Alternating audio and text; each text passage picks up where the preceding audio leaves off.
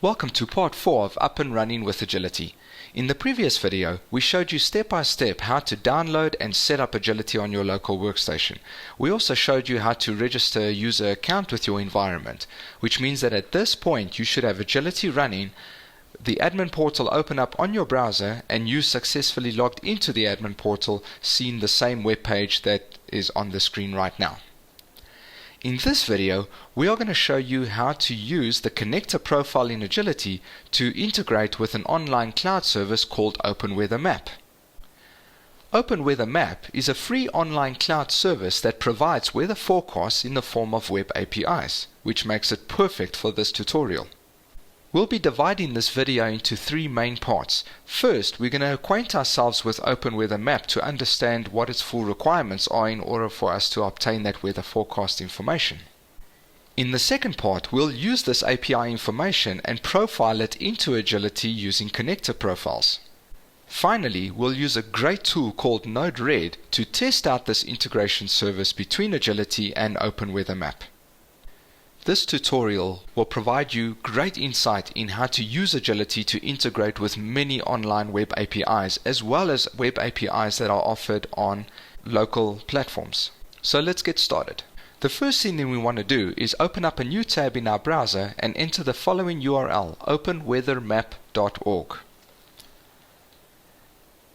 That will take us to their website, where we can already see a lot of information around weather forecasts.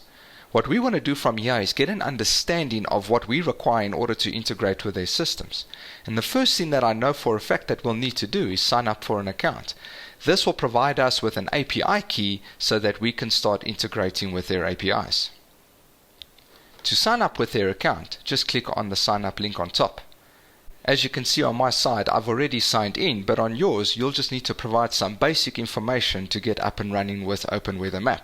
Once you've signed in, the first thing that you'll need to do is get the API key, and you'll see over here next to Setup is an API keys menu item.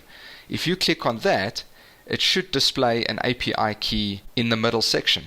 If one is not showing on your side, you can go and provide a name and generate a new key.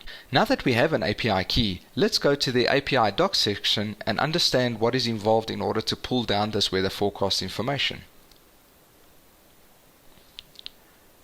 You can see by their documentation they have a number of different ways you can interact with their APIs. We only need to interact with one of their APIs for this tutorial. Now, I know from past experience their documentation is not 100% bulletproof, and I know for a fact that we need to first go to this link over here, API key, in order to understand how we pass that key in the URL or in the request that we'll be making.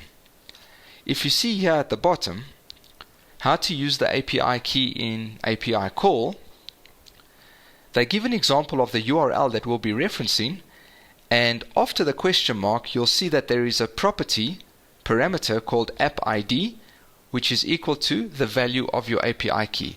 We need to log that for now, and we'll come back to that later on. If we go back to the API documentation, let's grab this middle one here, a 5-day 3-hour forecast, and click on the API doc button. We can see that this is a 5-day forecast for any location or city, and it includes the weather data for every 3 hours. We also know that the forecast is available in JSON, XML, and HTML. If we scroll a bit down, we get an example of what the API call should look like.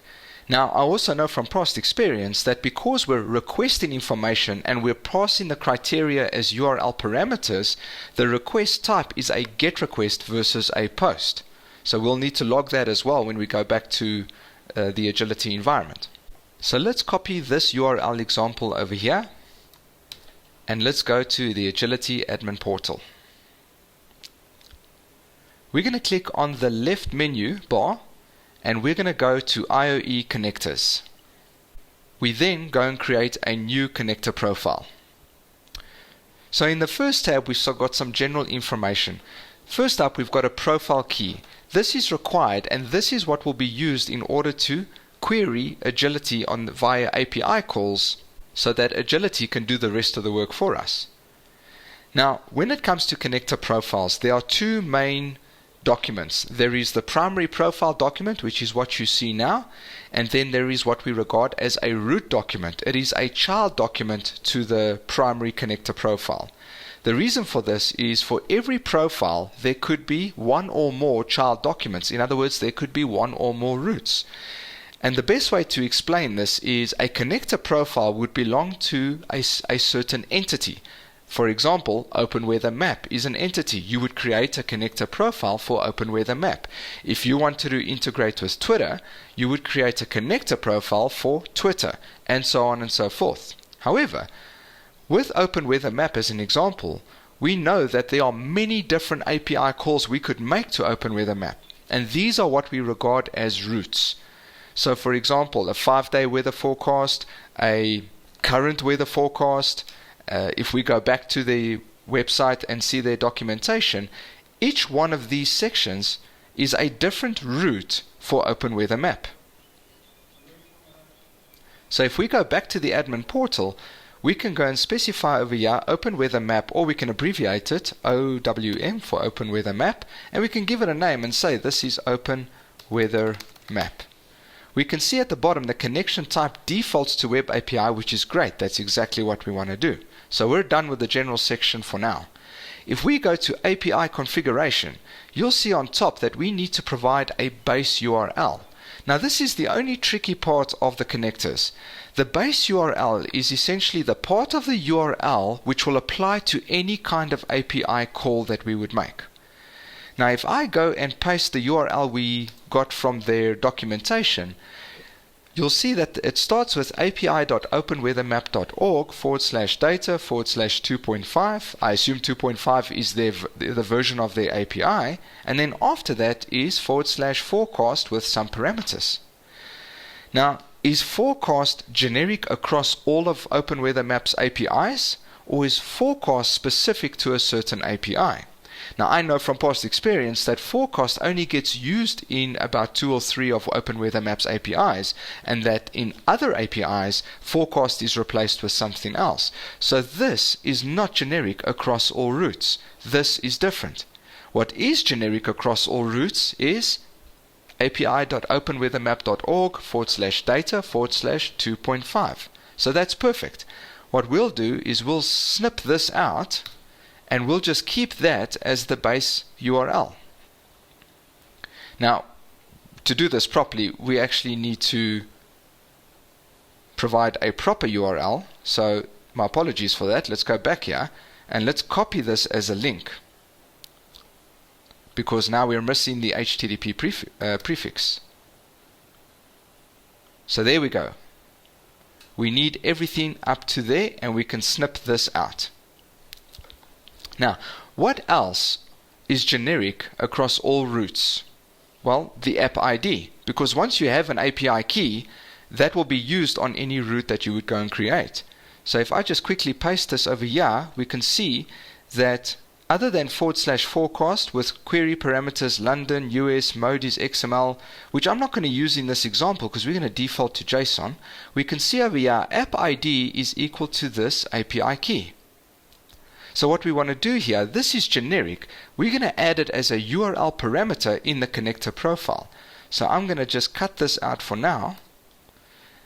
And I'm going to take this value, cut that, and we're going to say that a URL parameter of app ID with a value of my API key. That is generic. That means that it will be used in every request that we make through Agility. So that's perfect. So now we have everything that we need from the connector profile. We can now go and set up our route to do the 5-day forecast. And we go to the route section. So here we will go and create a new route. It's got 2 main sections. On the left hand side, the route information, and on the right hand side, the general information. What we need to populate on the right hand side is a unique key that defines the route that we're going to do, as well as a description name of the route. So what we can do over here is we can ask for weather forecast for Chicago in Illinois, and we'll just say over here Chicago. 5-day forecast Chicago. Now that we have that, we can go on to the left-hand side and we can say, what is the request type? Well, we know it's a GET request because we're not posting any data to them. So as a default, the request type is a GET. It's definitely not the response is definitely not a file, and that gets used later on in various different kinds of web services. So what we need now is we want to know, other than the base URL, what is the root path that needs to be appended to the base URL? So if we go back to their weather forecast example, we can see that the base URL ended at /2.5. So what we need to do now is copy this part and add that here to the root path as /forecast. And we can remove this. We don't need the mode, but we do need this over here. So that there is our root path /forecast. Now under URL parameters, we know that the one parameter key is Q, and that we need to provide the city, comma, country, or country code. So if we go over here, Chicago, comma, I think it's US, we now have everything that we need in order to run and test this integration. We can go to the bottom and click on Submit. That will take us back to our connector profile, which has already been completed. So we can just go and say Submit again. Now that our connector profile is ready to go, let's test it out. We're going to now go and use a fantastic tool called NodeRed. NodeRed is an open source Node.js application that allows the wiring together of various online services. It is a fantastic tool if you want to chain together a series of integrations as what we regard as flows. The beauty about NodeRed is that it's designed based on Node modules, which means that anything that exists as a Node module can be tweaked and imported and used within NodeRed. Now the great news with the Agility runtime is that it actually ships with a version of NodeRed running. And to access this NodeRed environment, all you need to do is go to the portal menu and click on Workflow. That will launch a new window that will bring you to the NodeRed dashboard. So all we want to do here is create an integration flow that will allow us to see if we set up our connection properly and return a 5-day weather forecast from OpenWeatherMap. To do that, the easiest way to do that is just to go and drag and inject node from the inputs category.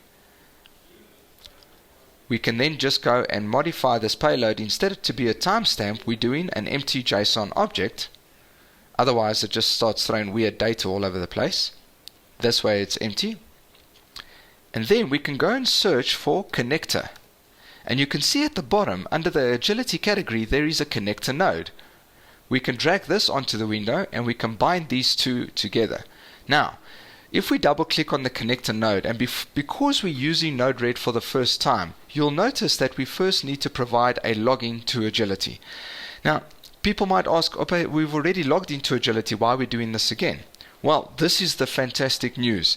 We've designed Agility in such a way that you could use it in your own version of NodeRed, whether it exists on, for example, IBM Bluemix or in your local standalone runtime. You don't have to use the NodeRed that ships with Agility. You can use your very own version. And all you would need to do is import the Agility nodes, which would be available via the online NodeRed store, and you're ready to go with Agility on your own private NodeRed environment. So if we just go and click on this edit icon here, because we haven't logged in yet from NodeRed's point of view, you'll see that it defaults already to it assumes that you're running localhost 6010. Now, just to take a moment and understand these ports, we've already seen 3 different ports. Okay, the admin portal exists on 6013. The NodeRed portal exists on 6011, but your API server, where all the work is done, that exists on port 6010. Alright, so what we need to do here is provide the same email address and password that you used to log into the admin portal.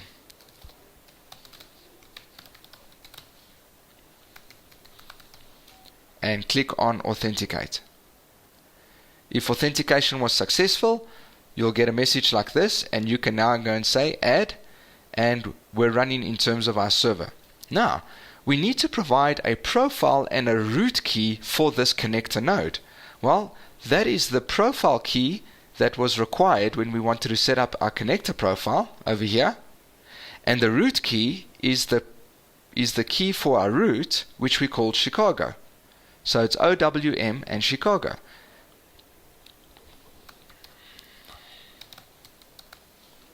We can now click on Done, and we've configured our connector node to interact with our OpenWeatherMap connection profile. So the last thing that we need is just to test this out and see if it's working. Now if I drag the right hand side and I enable the debug tab, I can also then just go and find the debug node, which means anything that gets returned from this node will be sent to the debug window. Now that I'm done with this entire process, all I need to do is click on the deploy button and I'm ready to test our connector. And I test that by just clicking on this little button over here. And what do you know? On the right hand side, I can see that in a JSON format, I've received a whole bunch of information related to the city of Chicago, including some latitude, longitude details, as well as the country. I see a couple of things don't make too much sense over there, but beneath that is a whole bunch of values that I can only assume make up the weather forecast for the next 5 days in increments of 3 hours. So we have successfully connected and interacted with OpenWeatherMap Online. So the exciting news is we haven't even scratched the surface of what we are capable of doing with connector profiles and using them in integration flows inside this NodeRed portal. In the very near future, we'll provide various other tutorials to show you how you can use connector profiles to integrate with online services and on-premise services, but I'm sure you can agree with me that this gives a great stepping stone into creating your own connector profiles, because most of the logic is similar to what we've applied in this video tutorial.